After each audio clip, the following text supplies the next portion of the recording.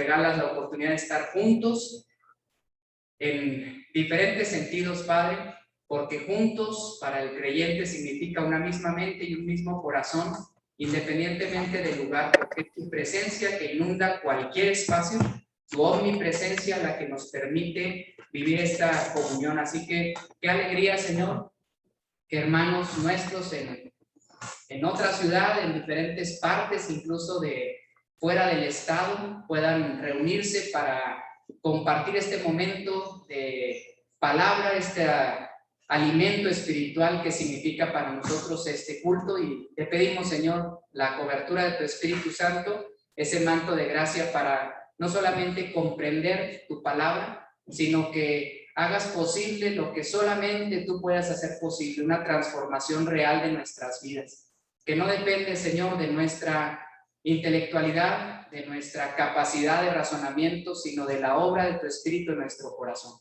Esa es la que pedimos, Señor, la que no se logra a través de las palabras de humana sabiduría, sino con el poder del Espíritu Santo, y no nos avergonzamos de este evangelio porque es poder de Dios para aquel que cree, judíos primeramente y también gentiles, también nosotros a la distancia, después de muchos años seguimos escuchando este evangelio transformador que ha venido a nuestras vidas y te agradecemos mucho por la gracia que has tenido con nosotros, la misericordia de llamarnos tus hijos. Bendice este mensaje, Señor, te lo pedimos en el nombre de Cristo nuestro Salvador. Amén. Pues el tema, hermanos, es muy interesante. Vamos a hablar acerca de la resurrección, entendiendo que la resurrección es uno de los hechos más importantes. De hecho, lo voy a decir de otra manera para llamar su atención. Me parece que la resurrección es el hecho principal que debemos predicar. Es el centro mismo del evangelio, es el eje rector, es la piedra fundamental de lo que nosotros creemos, y eso va a ser lo primero que vamos a tratar de dejar claro. Y vamos a entrar en la serie de temáticas que hemos estado teniendo, estos temas, esta temática que tiene que ver con el valor de la mujer o las mujeres en la Biblia, o este lado femenino de la Escritura, con la intención de, como lo hizo el Señor, reivindicar la posición y dar este fundamento, este espacio que siempre han tenido las mujeres y que la Biblia avala desde el principio, sobre todo a través del ministerio de Jesús, y después encontrar alguna enseñanza para nosotros. Así que, pues, dispongámonos, hermanos, para este mensaje. Primero hablaremos de la importancia de la resurrección, después del papel de las mujeres en la resurrección, y finalmente vamos a hablar de unas enseñanzas fundamentales. Voy a invitarles a leer de 1 Corintios 15 dos textos que seguramente son base para hablar acerca de la resurrección. En el verso 14, y voy a plantearlo de esta manera: ¿por qué he dicho hace un momento que la resurrección es el mensaje más importante del evangelio? Podría haber discrepancia, o alguien podría decir, bueno, es que la muerte de Jesús es lo que nosotros necesitamos creer. Pero 1 Corintios 15, verso 14, el apóstol Pablo dice que si Cristo no resucitó, terminen lo que dice, vana es nuestra predicación, vana es también nuestra fe. A ver si nos atrevemos a esta parte. Es decir, que si Cristo murió por nuestros pecados, ¿de qué nos valdría predicar la salvación de nuestros pecados si Cristo no resucitó? No tendría sentido alguno, y voy a tratar de dar dos razones por las cuales no tendría sentido ni predicar de Jesús, ni creer en Jesús si Jesús no resucitó. Número uno, porque si Jesús no resucitó, entonces Jesús no era lo que dijo que era. Porque Él prometió resucitar, y si no cumplió su promesa, entonces Jesús sería un mentiroso, y estaríamos creyendo en un mentiroso. Jesús sería un mentiroso, así que no sería Dios, y por lo tanto su sacrificio sería la muerte de un ser humano más que no alcanzaría para perdonar nuestros pecados. Así que Cristo pudo haber sido un gran maestro, como ha habido cientos y que la historia registra, y que dejaron un legado histórico, filosófico, cultural impactante de su tiempo. Pues Jesús podría ser un gran maestro. pero también podría ser considerado un gran mártir porque murió por su pueblo. No sería el único. Hay muchos hombres, mujeres en la historia que han dado su vida por su pueblo, pero Jesús es el único en toda esta gama que su cuerpo no está en la sepultura. Por eso es Cristo lo que es. Por eso el mensaje cristiano es completamente diferente y superior a cualquier otra filosofía, a cualquier otro tipo de religión, a cualquier otro tipo de conocimiento. La razón es que Cristo resucitó de entre los muertos. Dice brevemente en el versículo 3 Pablo, tratando de fundamentar su idea de la resurrección en 1 Corintios 15. Porque ante todo, les transmití a ustedes lo que yo mismo recibí, que Cristo, 1, murió por nuestros pecados, según las Escrituras. 2, que fue sepultado. 3, que resucitó al tercer día, según las Escrituras. Así que el mensaje del Evangelio tiene que contener estos 3 capítulos. 1, Cristo murió, su muerte es una muerte expiatoria. El derramamiento de la sangre de Cristo nos permite alcanzar el perdón de nuestros pecados. El Señor lo fue enseñando muy didácticamente durante siglos al pueblo de Israel, haciendo que vinieran con un sacrificio de animales para que ellos, viendo la sangre derramada, supieran que era la única forma en la cual un pecado se perdonaba. Pero ellos no lo alcanzaron a entender y fue necesario la encarnación de Cristo para que el derramamiento de la sangre del Hijo de Dios pudiera lograr lo que no podían lograr el derramamiento de sangre de los corderos y de los machos cabríos. Transformar nuestra vida y saber que la sangre de Jesús fue el medio, el vehículo por el cual nosotros podemos alcanzar el perdón de nuestros pecados, ¿cierto? Pero Jesús no solamente murió, Jesús fue sepultado, y eso va a ser muy importante en el desenlace de la historia que vamos a platicar hoy. Jesús tuvo que estar en el corazón de la tierra, era parte del proyecto de Dios, para que de ahí, como si fuera una ejemplificación para nosotros, el poder de Dios le levantara de entre los muertos. Al tercer día se levanta de entre los muertos y completa así el verdadero mensaje de la salvación. Nos complementa la resurrección porque Jesús es quien dijo ser, es el ungido de Dios, es el que venció a la muerte y, segundo acto, la resurrección es el centro de nuestra creencia, porque ahora nosotros creemos en un Señor Jesús que ha de volver. Así que nuestra predicación, nuestra vida cristiana tiene sentido. Si no, si viviéramos nuestra vida cristiana sin la seguridad de la resurrección, entonces dice el mismo que Corintios 15, seríamos los más dignos de conmiseración de todos los hombres. Pobres tontos. Están viviendo ahí creyendo en alguien que es igual que nosotros porque la muerte lo venció. Pero ahora nosotros decimos Cristo ha resucitado y es el primero entre muchos, es las primicias de esta cosecha de Dios. ¿Y cuándo seremos nosotros? Cuando Cristo regrese. Así concluye todo este argumento Pablo en 1 Corintios 15. Quisiera darme un tiempo también para reafirmarnos, platicar juntos sobre las 3 experiencias vividas que nosotros pudiéramos platicar a otros para avalar la resurrección. De hecho, nuestra predicación tiene que ser centralmente la resurrección de Jesús. Pero hay quien dice, ¿en realidad lo crees? ¿Qué pruebas, qué comprobación me puedes dar? Bueno, pues aquí van estas 3. La primera de ellas es que desde el texto bíblico, los mismos adversarios de este mensaje están anticipando la posibilidad de que los discípulos robaran el cuerpo de Cristo. Ya se resuelve.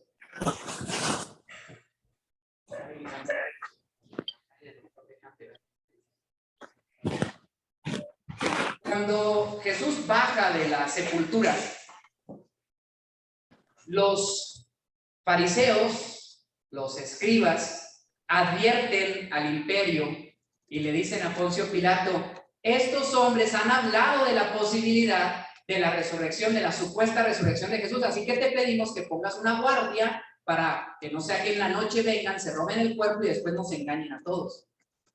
Si el mismo texto bíblico anticipa esto, entonces la seguridad del cuerpo de Jesús era una seguridad nacional. Era la seguridad que ellos tenían para demostrar que Cristo no era el Mesías. Por eso es que ellos lo llevaron a la muerte. Así que vamos a irnos unos meses más adelante, vamos a irnos unos años más adelante, cuando este movimiento empieza a tomar fuerza. Una manera muy sencilla de aplastar este movimiento sería que estos adversarios fueran al sepulcro, lo abrieran y sacaran el cuerpo de Jesús, porque el centro de la predicación era: Cristo es el Mesías, Cristo al que ustedes crucificaron, el Señor lo ha hecho Señor y Mesías y lo ha resucitado de entre los muertos. Si tuvieran el cuerpo, entonces hubieran acabado con este movimiento que ellos no avalaban, pero nunca tuvieron el cuerpo de Jesús. Así que ese es un hecho histórico que nos permite reconocer que la resurrección fue válida, o por lo menos que pudiéramos tener una prueba histórica de esto. La segunda, la misma que Jesús dice, no fue una sola aparición. La que hoy vamos a analizar fue una aparición a las mujeres, pero dice la Escritura que durante 40 días el Señor dio pruebas, me gusta mucho esta palabra, indubitables de su resurrección. No quiso dejar lugar a ninguna duda. Y cuando lo plantea Pablo, dice, se le apareció a las mujeres y a Cefas y a Jacobo y a 500 o más de 500 personas que todavía están vivas hoy. Y lo escribe.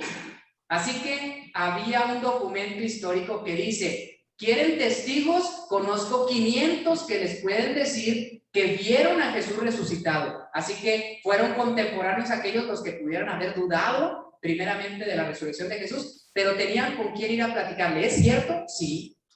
Y diría Tomás, yo dije que si no metía mi dedo y mi mano en su costado, entonces no creería, y lo vi. ¿Recuerdan el momento? Ese Jesús que no quiso dejar duda alguna. Y aunque nosotros hemos acusado a Tomás por su incredulidad, el Señor se le apareció y le dijo, Tomás, ven. Y mete tu dedo en mi mano y mete tu mano en mi costado y cree. Y nosotros pudiéramos decir, qué bárbaro, pero ni siquiera tuvo necesidad de levantarse a comprobar. En ese momento se postró y tuvo una declaración que pocos han podido tener en la historia y le dijo, Señor mío y Dios mío. Así como a él, el Señor dio pruebas indubitables durante 40 días, 500 testigos. Si estuviéramos hablando de un juicio, pues estaríamos hablando de que era aplastante la evidencia por labios de 500 testigos que el Señor había resucitado. Y la tercera razón que nosotros podemos esgrimir para asegurar la resurrección es esta, la que principalmente vamos a tomar. Hacía 3 días anteriores a la resurrección que nos encontramos un grupo de hombres sencillos de la periferia de la región de Galilea, que están verdaderamente temerosos de lo que está ocurriendo, porque vinieron con antorchas y con palos y se llevaron a su maestro y lo presentaron ante el tribuno romano y lo condenó a muerte. Y ellos están temerosos de que los descubran como seguidores de Jesús y corran la misma suerte. ¿Estamos en el mismo punto? ¿Qué pasó con los apóstoles? ¿Qué pasó con esos discípulos del Señor? Dice la Escritura, hirieron al pastor y las ovejas fueron dispersas. Ellos huyeron. Muchos de ellos en este momento ya están en su casa. Ya se regresaron. No vaya a ser que los descubran. Unos un poquito más valientes como Pedro fue siguiendo a Jesús de lejos y uno le descubrió y le dije, ¿no eras tú de los que andaban? No, yo no fui. Y el otro dijo, sí, habla similar a los que se juntan con Jesús. Y dijo, no. Y por tercera ocasión negó y se tuvo que ir porque tenía realmente miedo de lo que hubiera ocurrido. Juan estaba ahí al pie de la cruz, quizás camuflado por algunas mujeres, y es el único que se presenta junto a la cruz. Los demás están perdidos. Algunos se van a registrar en el aposento alto, escondidos de los soldados, porque quizás también vengan por ellos. ¿Por qué estoy diciendo esto? ¿Cómo estos mismos personajes Unos días más tarde, están presentándose ante autoridades civiles, hablando de la resurrección de Jesús y diciendo ellos mismos, y si tengo que morir, no me importa. Son las mismas personas que estaban muertos de miedo hace unos días y ahora están dispuestos a dar su vida por este mensaje que es Cristo ha resucitado. La única razón para que alguien cambie tan fuertemente, diametralmente, es que lo que vio era cierto. Yo vi a Cristo resucitado. Yo vi ese cuerpo glorificado, así que me dices que me vas a matar, hermano, hazme lo que sea. No me vas a quitar de la mente que Jesús resucitó porque yo lo vi. Y si Él resucitó y me promete resucitar, entonces aquí estoy para predicarle a todos que ese Cristo que murió, el Señor lo hizo Señor y Mesías. Y tomaron un valor tan fuerte que entonces nosotros estaríamos seguros que la resurrección fue verdadera, porque verdadera fue para estos hombres sencillos. Bueno, pues de este hecho, también tendrán un lugar muy especial las mujeres. Lucas 24 y todos los evangelios narran esta parte con ciertas diferencias, con ciertas quizás colores diferentes, matices distintos, pero he tomado el relato de Lucas 24 a lo mejor porque es el más histórico y sabemos que lo avala un hombre que años más tarde estuvo investigando y estuvo preguntando y quizás quiso poner todo en orden como él lo dice al inicio del evangelio. Narra en su último capítulo, bueno, el primer día de la semana, muy de mañana, las mujeres fueron al sepulcro llevando las especias aromáticas que habían preparado. Encontraron que había sido quitada la piedra que cubría el sepulcro y al entrar no hallaron el cuerpo del Señor Jesús. Mientras se preguntaban qué habría pasado, se les presentaron dos hombres con ropas resplandecientes. Asustadas, se postraron sobre su rostro, pero ellos les dijeron, ¿por qué buscan ustedes entre los muertos al que vive? No está aquí, ha resucitado. Recuerden lo que les dijo cuando todavía estaba con ustedes en Galilea. El Hijo del Hombre tiene que ser entregado en manos de hombres pecadores y ser crucificado, pero al tercer día resucitará. Entonces ellas se acordaron de las palabras de Jesús. Al regresar del sepulcro les contaron todas estas cosas a los 11 y a todos los demás. Las mujeres eran María Magdalena, Juana, María la madre de Jacobo y las demás que las acompañaban. Pero a los discípulos el relato les pareció una tontería. Así que no les creen. También van a volver. Destacaremos algunos detalles respecto a esto que acabamos de ver. Número 1. Era muy de mañana. Vamos a ir recordando el momento, vamos viendo qué es lo que sabemos nosotros o qué recordamos de este hecho. Bueno, Jesús ha muerto, fue sepultado y dice que muy de mañana, el primer día de la semana. Y voy a ir tratando de establecer algunas conexiones para el aprendizaje final de este tema. Las mujeres se pusieron de acuerdo para ir a ungir el cuerpo de Jesús. Características de las mujeres laboriosas. Vamos, ¿a qué horas? Voy a estarme aquí haciendo socio de mis hermanos varones y les voy a preguntar, hermanos, tenemos un compromiso el domingo, ¿a qué horas? Pues temprano, ¿no? Como a eso de las 10. Un poquito diferente. Las mujeres laboriosas, muy de mañana, está oscuro todavía y si van caminando.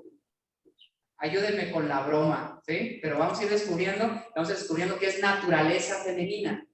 Están preparando algo, están anticipándose algunas cosas y yo les quiero decir que probablemente, dice otro de los evangelios, era de noche.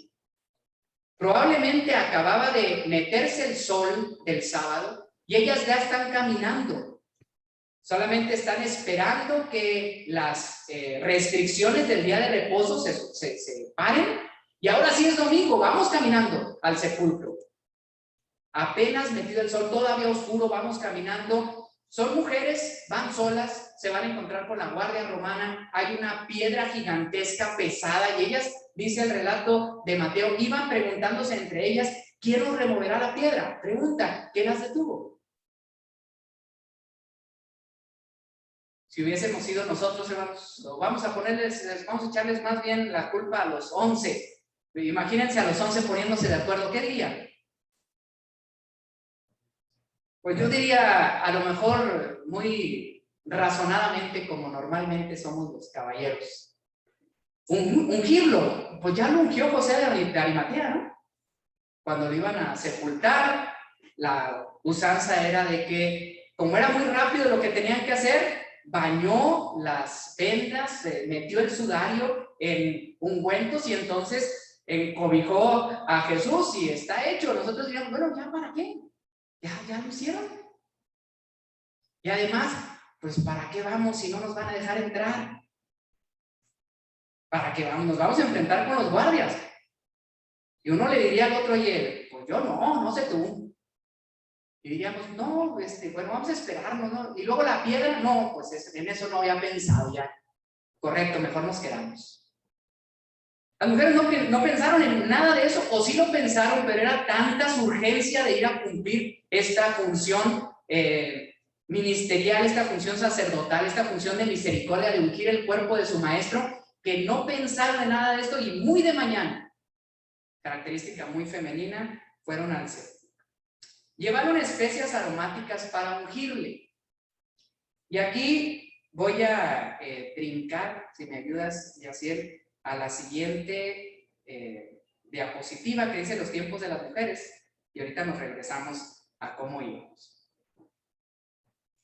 Vamos muy tempranito el primer día de la semana a ungir el cuerpo de Jesús. Y esto de los ungüentos, regálenme su atención para un paréntesis que me resultó muy interesante, siempre lo es para la explicación que tenemos delante. Voy a leer para ustedes Marcos 16:1 y el verso 2. Pasado el día de reposo, María Magdalena, María la madre de Jacobo y Salomé compraron especias aromáticas para ir a ungirle. Muy de mañana, el primer día de la semana, llegaron al sepulcro cuando el sol ya había salido. Léanlo con detenimiento, por favor. Yo lo voy a hacer en voz alta. Y díganme qué no les cuadra de este verso que está escribiendo Marcos. Pasado el día de reposo, María Magdalena, María, la madre de Jacobo y Salomé, compraron especias aromáticas para ir a ungirle. Y muy de mañana, el primer día de la semana, llegaron al sepulcro cuando el sol ya había salido. Miren, otra característica de mujeres, y ahora sí me aceptan la broma mis hermanas. Las mujeres deben estar preparándose a las 4 para salir a las 4 y llegar al 5 para las 4 a donde están citadas. ¿Sí? Ese es el tiempo de las mujeres. Y casi siempre les salen, no sé cómo le hacen, pero casi siempre cumplen con estos tiempos que parece necesitan transportación, teletransportación. Bueno, a ver, desmenucemos el verso. Pasado el día de reposo, ¿a qué hora se les ocurre que fue pasado el día de reposo? Después de las 6 de la tarde, muy bien. A esa hora, ¿qué pasó? Compraron las especias aromáticas para ir a ungirle. ¿Pudieron comprar las especias aromáticas a esa hora en Jerusalén, judíos? Y muy de mañana, el primer día de la semana, apenas saliendo el sol, ya venían con todo. Eficientes las mujeres. Pero en Lucas 23 no nos va a cuadrar, fíjense. Dice que vueltas de ver el sepulcro, ¿cuándo murió el Señor? La tradición dice que antes del sábado murió el Señor, fueron puestas su cuerpo, y entonces venidas, aparejaron las drogas aromáticas, las prepararon, y los ungüentos, y entonces reposaron el sábado conforme al mandamiento.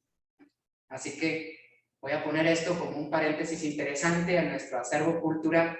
La visión tradicional de la muerte y la resurrección de Jesús es esta. Como dice que murió antes del sábado, entonces hemos puesto ahí el nombre del viernes. Esa es la tradición que se enseña. Así que Jesús fue puesto en la sepultura el viernes por la tarde. Puse el color negro y el blanco para ejemplificar ahí la noche del viernes, la mañana del viernes o todo el día del viernes. Y antes de la noche que divide el viernes del sábado, así como contamos nosotros el tiempo, Jesús fue puesto en la sepultura. Y entonces reposó el sábado. Y muy temprano, el domingo, nosotros nos imaginamos, saliendo el sol, Jesús ya no está en la sepultura. Bueno, pues vuelvo a al mismo argumento del inicio de la predicación. Mateo 12:40 dirá, no lo tengo por escrito en la presentación, pero ustedes lo pueden investigar. Dice Jesús: esta generación adulterina demanda señal, mas señal no le será dada sino solamente una, la de Jonás, el profeta, que así como Jonás estuvo en el vientre de la ballena 3 días y 3 noches, así estará el Hijo del Hombre en el corazón de la tierra 3 días y 3 noches. Momentos, si Jesús fue sepultado el viernes por la tarde y el domingo muy temprano ya había resucitado, no entran 3 días y 3 noches. Entran 2 noches y un día cuando mucho. Así que aquí voy a presentar lo que ha sido la explicación de nuestra denominación a este punto, y es maravilloso que aunque alguien pueda decir, bueno, eso es lo de menos, yo diría, eso es lo de más, porque si dijo Jesús que era la única señal que daría que Él era el Mesías, entonces la debió haber cumplido exactamente como Él la prometió. Así que descubrir que en realidad sí la cumplió al pie de la letra debe fortalecer aún más nuestra fe. Dice nuestra denominación que Jesús debió haber muerto un miércoles, y digo esto también de pasadita. Hay una porción ahí interesante en Daniel 27, es una profecía que dice: y a la mitad de la semana hará cesar el sacrificio y la ofrenda. Mitad de la semana, miércoles. Así que si Jesús muere el miércoles a mediodía, su cuerpo es bajado, llevado a la sepultura que había preparado, que tenía ahí José de Arimatea, y entregan su cuerpo al corazón de la tierra el miércoles por la tarde. Y se oscurece. ¿Por qué tuvieron que bajar los cuerpos? ¿Alguien se acuerda? Porque al día siguiente era el gran día de sábado. El gran día de sábado significa lo siguiente, que para los judíos hay el Shabbat, que es su reposo semanal, y hay otros gran días de sábado, hay reposos anuales, hay por lo menos 4 grandes fiestas a las cuales ellos le llaman sábado. O sea, es día de reposar, y lo voy a poner con este doble ejemplo. En Estados Unidos a los días festivos les dicen holiday, días de fiesta o días de celebración. Nosotros tenemos un holiday el 16 de septiembre los mexicanos, ¿ok? Y nos van a dar libre ese día, y siempre cae el lunes. ¿Estoy en lo correcto? Pues por más que quisiéramos que siempre fuera lunes para tener puente, nosotros sabemos que si es 16 de septiembre, varía el día en el que lo celebramos. Bueno, Jesús está muriendo previo al 14 de Nisan. Era una fecha en el calendario que un día pudo haber sido lunes, y otro pudo haber sido jueves, y otro pudo haber sido sábado, y en este año el gran día de sábado caería el jueves de esa gran semana. Así que aquí se cumple, hermanos. Miren, fue puesto en la sepultura, las mujeres vieron, y regresando celebraron su sábado. Después del sábado, como dice Marcos, ¿qué hicieron las mujeres? Pues aquí está el detalle que el Señor nos regala en ese sencillo acto laborioso de las mujeres. ¿Qué pudo haber pasado en ese día de viernes? Pues ahí se complementa perfectamente lo que no entendíamos. Bueno, se acabó el sábado, ¿y luego qué hicieron? Pues fueron y compraron las drogas. Perfecto, queda todo el día para comprar las drogas. ¿Para qué más? Para preparar los ungüentos. Y luego, después de haber hecho todo esto, ahora sí descansan el sábado conforme al mandato. Y cuando vienen bajo el sol del sábado, está, como dice Mateo 28:1, la víspera de sábado que amanece para el primer día de la semana. en tiempos naturales, hermanos. Nosotros hemos cambiado esos tiempos, pero el tiempo natural de un día sería ¿cuándo? A ver, preguntémosle a alguien. ¿Cuándo se debe acabar un día de forma natural? Pues cuando el sol se mete. Nosotros decimos que se acaba a las 12 de la noche, eso no es natural, eso es conveniencia nuestra o es convenios nuestros. Pero en la Biblia, el día se termina con la puesta del sol. Por eso en Génesis marca los días, fue la tarde y la mañana, el día primero, fue la tarde y la mañana, el día segundo. Así que el día se cuenta la parte oscura y la parte clara. ¿Cuándo se acabó el sábado? Pues cuando se metió el sol de esa noche que nosotros le diríamos de sábado a domingo. Pues siendo oscuro, dice un evangelista, las mujeres ya fueron caminando al sepulcro. Para Marcos sucedió cuando el sol estaba saliendo, así que usted le puede poner ahí un espacio completo y poner esa flechita que yo puse hacia arriba, la resurrección de Jesús, o el sábado por la tarde o el domingo muy tempranito rayando el sol. Pero cuando llegaron las mujeres, donde usted lo quiera poner, ya el cuerpo de Jesús no estaba ahí. Entonces permítanme decir que para mí, seguramente el Señor resucitó con la puesta del sol del sábado. Simplemente por dos razones. Porque ese es el tiempo justo que cumple los 3 días y las 3 noches. Y el Señor no es hombre para que mienta, ni hijo de hombre para que se arrepienta, así que Él debió haber cumplido perfectamente su palabra. Y una vez, segunda razón, que Él acabó de cumplir la voluntad de Dios reposando el día sábado, el Señor lo levantó de entre los muertos. Así que eso fortalece mucho nuestra fe, nos hace creer en un Señor Jesús que cumple perfectamente su palabra y nunca deja de cumplir sus promesas. Regreso a por favor. Bueno, pues este tiempo de las mujeres ya lo entendimos. Y ahí estaban ellas preparando las especies para venir. Bueno, ¿cómo es que ocurrió esto de la piedra removida? Las mujeres, y creo que esto es importante reflexionarlo porque nos enseña mucho. La fe es una fe que, si bien puede pasar por el razonamiento, y eso no es equivocado, es una fe que aún está por encima de lo que la mente nos puede clarificar. Decía hace un momento que los varones podríamos estar pensándolo muchas veces antes de actuar, y la fe de las mujeres nos enseña en este momento que aunque estuviera una piedra de molino gigantesca y que fuera imposible removerla más para ellas, ellas siguieron caminando. Ellas siguieron, primero fueron a comprar los ungüentos y luego los prepararon y luego se pusieron de acuerdo y luego se aventuraron a horas de la noche y luego caminaron sin siquiera decir, pues mejor desanimémonos porque está la piedra y no vamos a poder entrar. Y si no estuviera la piedra, pues está la guardia romana. Pero ellas siguieron caminando y quiero decir que el Señor premió esa fe.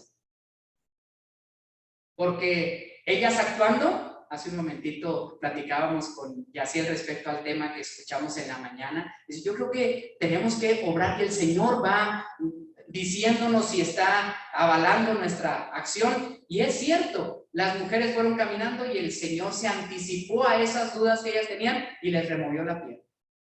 Y les espantó a la guardia romana. Debió haber sido impresionante la acción del ángel para que estos hombres, acostumbrados a la guerra, acostumbrados a verlo todo, a morir por no cumplir alguna función que les fue encomendada, salieran huyendo. ¿Se imaginan el poder del ángel que se presentó en esa mañana? Bueno, pues el Señor lo preparó todo para que las mujeres cuando llegaran tuvieran la piedra removida y un mensajero que les diera nuevas de gran gozo. En la plática que el ángel, o que aquellos dos varones vestidos de blanco hablan con las mujeres, rescato una frase que ellos dicen. El ángel le dice a las mujeres, recuerden lo que les dijo en Galilea. Y yo quiero llevarles a este punto. ¿Por qué les dice eso? Bueno, es algo muy simple, hermanos. Porque ellas fueron discípulas del Señor desde el tiempo de Galilea. Así que estas mujeres no están ahí de casualidad. Estas son las mujeres que acompañaron a Jesús desde los primeros días de su ministerio. ¿Les dice eso algo a ustedes? La fidelidad de las mujeres. Y nos encontramos a las mismas mujeres, a Salomé, que desde esos tiempos, dice, le servían de sus bienes. Así que fueron mujeres, muchas de ellas de buena posición económica, que aceptaron el mensaje de Jesús y lo dejaron todo para seguirlo. Y han escuchado el mensaje de Jesús desde estando en Galilea y lo han acompañado. Jesús dijo, no hay quien deje casa y padre y madre y posesiones y no reciba 100 veces más en este tiempo y en el reino venidero, la vida eterna. Eso eran estas mujeres. Por eso considero que el Señor quiso premiar esta fe, esta fidelidad de estas buenas discípulas del Señor, presentándoles este mensaje y diciéndoles, ¿se acuerdan lo que dijo en Galilea? Voy a decir, muchas de ellas se quedaron en Galilea. Y los discípulos acompañaron a Jesús durante 3 años y durante mucho tiempo, por lo menos 3 relatan los evangelios, que Jesús se detuvo con ellos y les dijo, es necesario que yo vaya a Jerusalén y voy a ser muerto y voy a sufrir en manos de los sacerdotes. Y los discípulos no lo entendían. Los varones no captaban lo que el Señor quería decirles. Es más, Jesús ha muerto ya y está en el sepulcro y no hay ninguno de sus discípulos varones que voltee con los demás y les digan, oye, ¿se acuerdan que el Señor nos dijo que era necesario que esto pasara? Pero que iba a resucitar al tercer día. Esperemos ansiosos la promesa que se va a cumplir. Ninguno de ellos lo dijo, están espantados, están cegados por su miedo. Pero estas mujeres no. Estas mujeres vinieron de Galilea porque supieron que su maestro iba a sufrir. Y luego el ángel le dice, ¿se acuerdan lo que dijo en Galilea? Y dice maravillosamente el relato de Lucas, y entonces ellas se acordaron. ¿Se imaginan la explosión de alegría que pudo haber habido en ellas? Y cuando uno logra comprender algo muy difícil, esa alegría cuando se abre nuestra mente y dice, sí me acuerdo, entonces dijo Jesús que tenía que morir y que iba a resucitar, y aquí vemos que el sepulcro estaba vacío. Y entonces fueron, porque el mensaje del ángel es, vayan y díganle a los discípulos que el Señor ha resucitado. Y cuando llegaron y les contaron a los discípulos, y dice, y a todos. Voy a decir 2 cosas, una muy en serio y otra en broma también para seguir con esta importante diferencia entre hombres y mujeres. La muy en serio, hermanos. El más importante mensaje, el hecho que cambiará la historia de la humanidad, el centro mismo del evangelio, que es la resurrección de Jesús, el Señor la pone en labios de mujeres y son las verdaderas primeras apóstoles del Señor. Lo digo otra vez. Son estas mujeres las que son verdaderamente las primeras apostoladas con el mensaje del evangelio. ¿Alguien pudiera no estar de acuerdo conmigo y decirme, no, el Señor ya había mandado a sus discípulos y por eso que se les llama apóstol? Apóstol significa enviado, y el Señor ya los había puesto de 2 en 2 y los había enviado a predicar, pero los había enviado a predicar el evangelio, no les había enviado a predicar la resurrección de Jesús. Y si dijimos que el centro del evangelio es que Jesús ha resucitado, las primeras que recibieron esta encomienda, vayan y digan que Jesús ha resucitado, fueron mujeres. Y la historia no les ha dado el valor que ellas tienen, porque nosotros no hemos querido llamarles apóstoles, nosotros no hemos querido llamarles misioneras, nosotros no hemos querido llamarles ministras, pero al Señor no le interesa lo que nosotros no hemos querido hacer. Y Él depositó en estas mujeres el más grande apostolado. Vayan y díganle a los discípulos el más grande y el más importante de los mensajes: Jesús ha resucitado. Así que lograron una misión, por eso fueron misioneros. Recibieron una encomienda, fueron enviadas, por eso son apóstoles.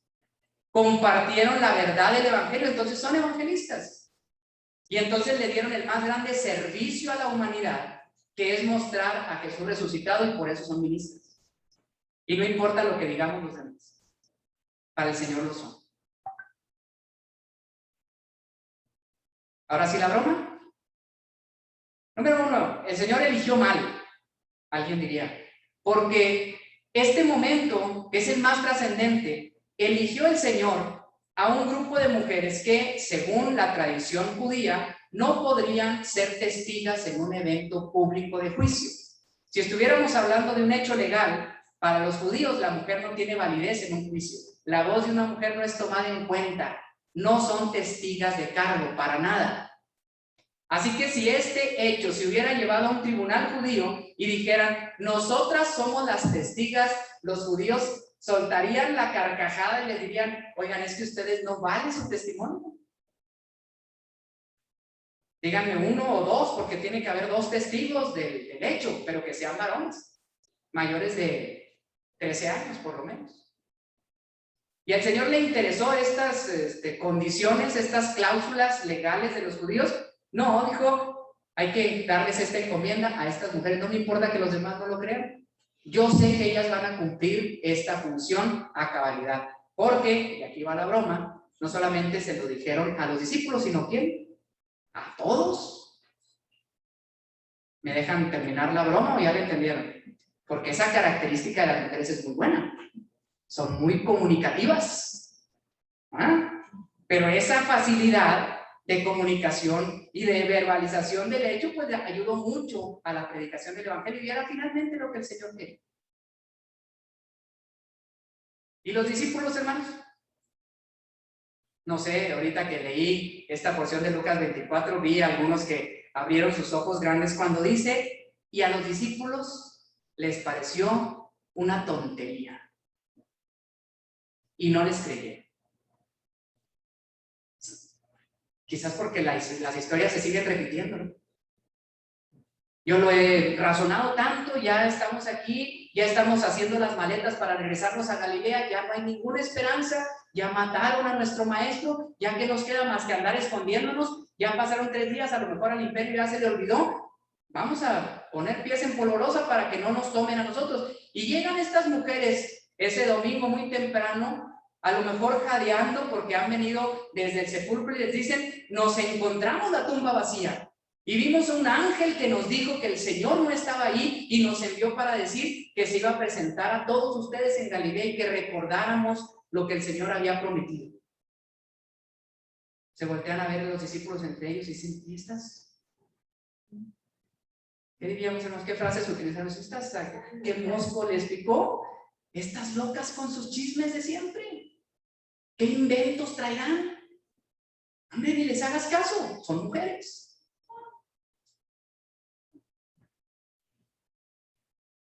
No debe ser cierto. Pero bueno, hubo por ahí algún caballero que le dejaron la duda, porque eso se logra. Y Pedro salió corriendo, no porque les creyera. Si les hubiera creído, estaría alabando al Señor en ese momento. No les creyó, pero el mensaje logró picar en aquellos dos. Pedro y Juan salieron corriendo para ver si era cierto lo que habían visto, hasta que ellos vieron la piedra removida, el sepulcro vacío, los lienzos de un lado, y entonces entendieron que Jesús había resucitado. Bueno, pues vamos a adelantarnos y culminar con estas, finalmente, 3 enseñanzas fundamentales. Primero, ya hemos dejado claro que la resurrección es el centro mismo del Evangelio. Si Cristo no resucitó, nuestra fe es vana. Pero ahora Cristo ha resucitado entre los muertos, primicias de los que durmieron fue hecho, y por lo tanto nosotros, igual que los discípulos, deberíamos decir, dispuesto estoy a dar mi vida por este mensaje, porque el poder que levantó a Jesús de entre los muertos me ha prometido levantarme a mí cuando Él regrese. Así que yo creo en lo que creo, yo hago lo que hago, he recibido el convencimiento que he recibido por gracia de Dios, por una sola razón, y esa es que el Señor se levantó de entre los muertos. Así que su resurrección avala el hecho de que mis pecados sean perdonados, porque entonces su muerte es la muerte expiatoria del Hijo de Dios. Entonces la resurrección me permite que yo tenga el Espíritu de Dios.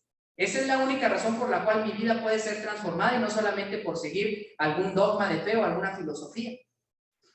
Yo puedo estar seguro de mi vida y puedo vivir mi vida en paz, porque sé que cuando me muera, la única diferencia con aquel que nunca creyó es que él llevará su vida a su manera. y yo estoy haciéndolo a la mía, creyendo en Jesús. Si Él tiene razón y Jesús nunca resucitó, entonces llegaremos al sepulcro y ahí quedaremos. Y no habrá ni memoria ni suerte para ninguno. Él viviendo a su manera y yo a la mía. Y a esta forma de vida he sido feliz. Él me dice, yo también.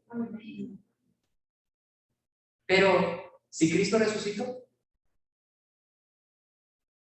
entonces Él llegará al sepulcro habiendo vivido a su manera, y yo llegaré al sepulcro habiendo vivido a mi manera, pero cuando se escuche la trompeta y la voz de mando, entonces los muertos en Cristo resucitarán. Y entonces podemos vivir de una manera diferente, porque el Señor nos da esa fuerza de anhelar su regreso y entonces el establecimiento del reino eterno de Dios y vivir con Él para siempre.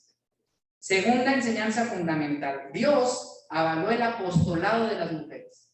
Es el Señor el que nos dice con este hecho, más que con cualquier otro, la importancia que tienen las mujeres para Dios en el cumplimiento del plan. ¿Quiénes tendrían que estar ahí? Las mujeres. ¿Quiénes siguen estando ahí, hermanas? Y nosotros podemos checar la mayoría de los grupos evangélicos, las iglesias, cualquiera de ellas, en cualquier denominación, y nos vamos a encontrar un porcentaje más elevado de mujeres que de hombres siendo siervos del Señor. ¿Están de acuerdo conmigo? Porque quizás en la mujer hay algo especial que el Señor ha encontrado. Yo creo que a Dios le pasa mucho lo que nos pasa a nosotros. Vemos en las características de la mujer algo que a lo mejor no entendemos, pero que nos gusta. Y cuando le piden al Señor cosas a veces imposibles, el Señor ha de sonreír y ha de decir, como muchos de nosotros, ándale pues, así como tú dices. Tienen una característica especial, tienen una fe distinta. Y yo diría, quizás porque el Señor sabe que la fe no es solo un ejercicio intelectual. Por eso oraba así al inicio de la predicación.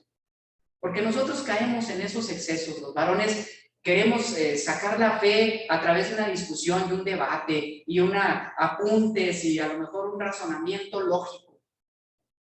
Y las mujeres que son más emocionales y más sentimentales logran conectar más rápido con el Evangelio, ese Evangelio que transforma el corazón.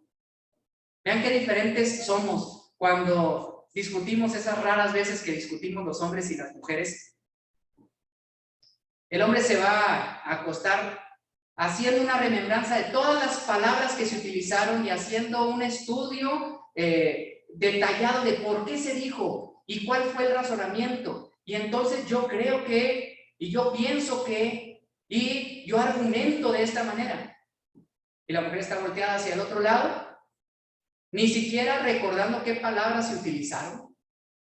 No hace memoria de cuál fue el argumento que se le expuso. Simplemente está sintiendo en su corazón la ofensa, el agravio, lo que ocurrió, lo que me hizo sentir. Y entonces difícilmente nos ponemos de acuerdo. Pero con esto quiero destacar una sola cosa: somos diferentes. ¿Qué es lo que toma el Señor de cada uno? Pues de cada uno tomará, como siempre lo hace, el don que nos dio. Y para la mujer esta emoción es muy válida, porque a través de la emoción el Señor conecta y pueden ellas abrirse al Evangelio, y sucede quizás en muchos casos lo siguiente: vamos a invitar a alguien, a una pareja, vamos a invitarla a la iglesia, ¿vale? ¿Quién nos va a decir primero que sí la invitación? Bueno, pues yo se los digo desde antes. Va a decir: viejo, vamos a la iglesia. ¿Respuesta? Aquí estoy bien, yo no voy a andar en eso. No me queda en mi estructura mental, ¿para qué? No es necesario. Y la mujer no va a preguntar si eso va a decir, bueno, quizás. Y va a ir y va a decir, sentí algo. Hay algo ahí, no te lo sé explicar. Pero te invito a una segunda ocasión y te invito a una tercera ocasión. ¿Y qué va a lograr, mi hermano? ¿Qué logró esa mujer? Ándale pues vamos. Ándale pues vamos. Y ese convencimiento maravilloso ha hecho que muchos hermanos lleguen al templo y entonces meten su razonamiento, la frialdad de los números, para decir, me conviene este mensaje, le conviene a mi familia, y entonces podemos venir a este evangelio que ahora necesita la explicación, y ahora necesita el análisis, y ahora necesita el debate y el rebate de los varones para que esta fe quede mucho más consolidada. Bueno, pues estamos diciendo la importancia de las mujeres con la intención de ir juntos en el mensaje.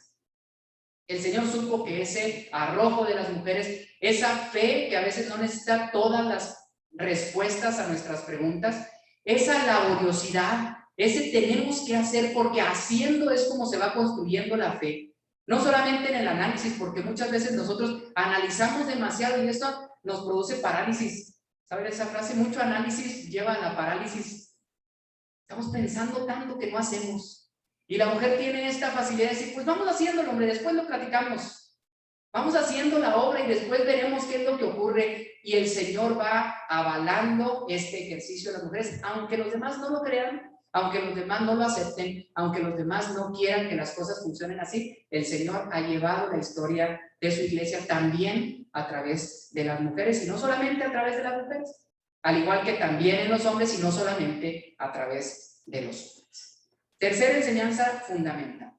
Hombres y mujeres somos igualmente importantes en el plan de Dios. Y yo espero que todos digamos amén a eso. ¿Por qué hemos estado tratando de resaltar esta importancia de las mujeres? ¿Por qué? Bueno, la importancia de los varones se ha estado mencionando de siempre. Nos ha acompañado esta historia social y culturalmente hablando, pero igualmente social y culturalmente la mujer se ha mantenido a la sombra, a la saga de los varones. No así en el propósito de Dios. Tenemos que quitar esa que es una situación social y cultural e ir, como Jesús siempre lo ha hecho, contra esa cultura, para decir que desde el principio el Señor puso al hombre y a la mujer en igualdad de circunstancias y ha avalado el ministerio del hombre y de la mujer. Así que llegaré al final del mensaje con esta ilustración. Y es la enseñanza de las manos. No sé si usted quiera verse sus manos, y aquí puse una proyección aquí. Primero, ¿está de acuerdo conmigo? ¿Son casi idénticas? Apenas unos poquitos detalles. ¿Sí? Bueno, pues en realidad son completamente opuestas. Usted no puede poner una mano sobre otra y que sean iguales. Están contrarias, son totalmente contrarias. ¿Ya saben a dónde voy? Estos son hombres y mujeres. Iguales. Iguales. Casi idénticos, con ciertas diferencias, pero somos completamente distintos. Cada una puede hacer su función. Usted puede tomar algo con la mano derecha o puede tomar algo con la mano izquierda, ¿cierto? Cada una tiene la facilidad de actuar de forma independiente, pero juntas trabajan mejor. Si nosotros queremos hacer algo fuertemente, entonces utilizaríamos ambas manos. Y la forma en la que son opuestas nos permite precisamente que esos trabajos se logren con mayor facilidad. Y voy a poner algo que no está en la proyección. ¿Se ha usted lastimado alguna vez su mano? Bueno, cuando... Ahí está Betty con una lesión ahorita. Bueno, cuando nos hemos lastimado una mano es cuando nosotros nos damos cuenta que tanto le necesitamos. Porque la otra no puede hacer todo sola. Ocurre a lo mejor con el ejemplo del brazo completo. ¿Ok? Ya no podemos hacer lo mismo y extrañamos tanto la función de la otra mano. Incluso nos empezamos a lastimar la mano buena porque nos falta el apoyo de la otra. Ojalá que también esto sea una enseñanza para nosotros. Bueno, si esta es una buena ilustración para hombres y mujeres, yo quiero decir que en el Edén, cuando el Señor se sienta, se reposa de lo que había hecho y contempla todo, dice que todo era bueno en gran manera. Y lo primero que se va a encontrar Dios que no era bueno es que el hombre estuviera solo. Ese fue el único granito negro en el arroz que el Señor encontró en toda la creación cuando lo vio solo. Dijo, no está bien que el hombre esté solo. Bueno, pues permítanme decir algo. Tampoco fue bueno que la mujer estuviera sola. Porque cuando la mujer estaba sola, llegó la serpiente y le tentó. Así que no solamente esta frase aplica para los hombres, aplica para todos. No es bueno que esté el hombre sin la mujer y tampoco es bueno que la mujer esté sin el hombre. Por eso, 1 Corintios 11:11 dice: sin embargo, en el Señor ni la mujer existe aparte del hombre, ni el hombre aparte de la mujer. Hermanos, somos complemento y así es como tenemos que entenderlos. Podemos existir, puede por razones necesarias alguien poder existir sin su mano, sí. No es la generalidad.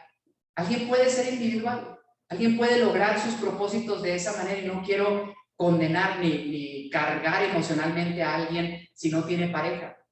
Lo que quiero decir es que el proyecto de Dios es que hombres y mujeres, no solamente en pareja y matrimonio, sino como sociedad, tenemos que tener la mirada del hombre y también tenemos que tener la emoción de la mujer, tenemos que tener el cálculo, el razonamiento del varón, pero también el sentimiento de la mujer, que pueda darle ese espacio a lo que hacemos. En la iglesia tiene que tener la voz el hombre, pero también la mujer, para ver diferentes ángulos y ver diferentes necesidades y alcanzar a un mundo que está construido de hombres y mujeres y que necesita las dos miradas para lograr el objetivo. No podemos ser una iglesia de hombres que sean ayudados por las mujeres. No podemos ser iglesias de mujeres donde los varones somos los invitados. Tenemos que ser complemento perfecto en este mensaje. Fueron las mujeres privilegiadas con la capacidad de ir a predicar el evangelio. Ir a predicar al Jesús resucitado. Y hemos hablado mucho de las mujeres, pero déjenme decirles una cosa.